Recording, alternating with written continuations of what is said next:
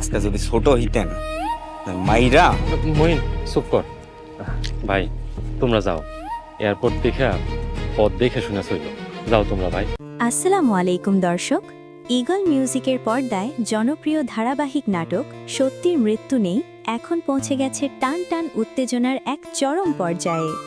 ২২তম পর্বে আমরা দেখেছি ডালিবাড়ির বড় ছেলে সালাহুদ্দিন এবং তার স্ত্রী আমিনার ওপর অন্যায়ের এক নির্মম অধ্যায়।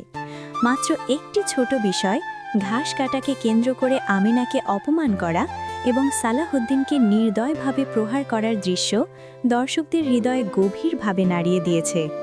বাবার ভুল বোঝাবুঝির কারণে আজ তারা আশ্রয় নিয়েছে কামলার ঘরে।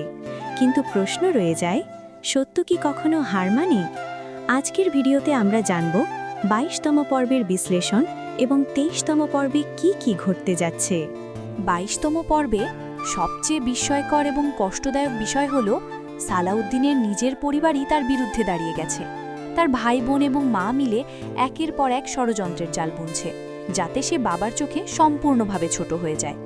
বিশেষ করে আলাউদ্দিন, মেজ ভাইয়ের স্ত্রী, তারা যেভাবে বাবার কান ভারী করছে তাতে স্পষ্ট সম্পত্তির লোভ তাদের বিবেককে অন্ধ করে দিয়েছে।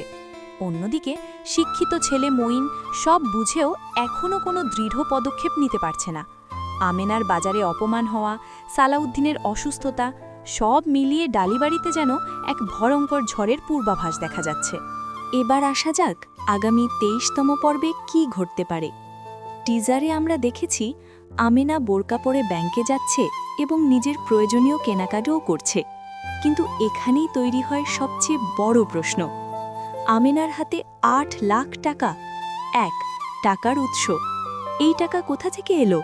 কোনো আত্মীয়ের সহায়তা, নাকি এর পেছনে লুকিয়ে আছে কোনো অজানা রহস্য?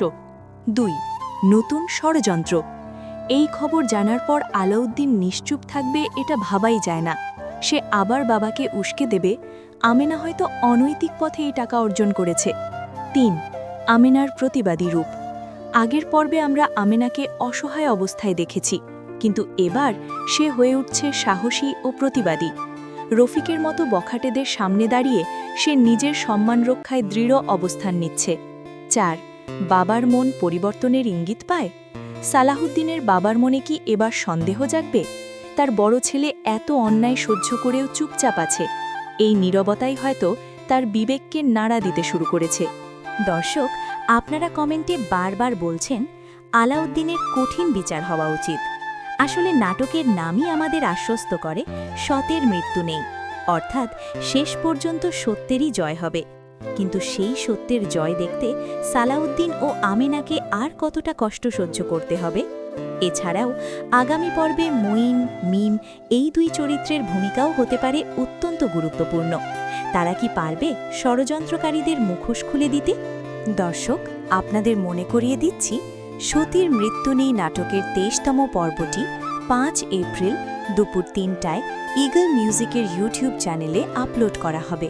তাই ৮ লাখ টাকার রহস্য এবং নতুন নাটকীয় মোড় জানতে চোখ রাখুন ঈগল মিউজিকের পর্দায়। সারোয়ার মিজান, আফরিবা খান মুমু, এম.এন. হক, রোদোয়ান সহ পুরো টিমের এই অসাধারণ নাটকটি আপনার কেমন লাগছে কমেন্টে জানাতে ভুলবেন না। আজকের মতো এখানেই বিদায় নিচ্ছি। আল্লাহ হাফেজ।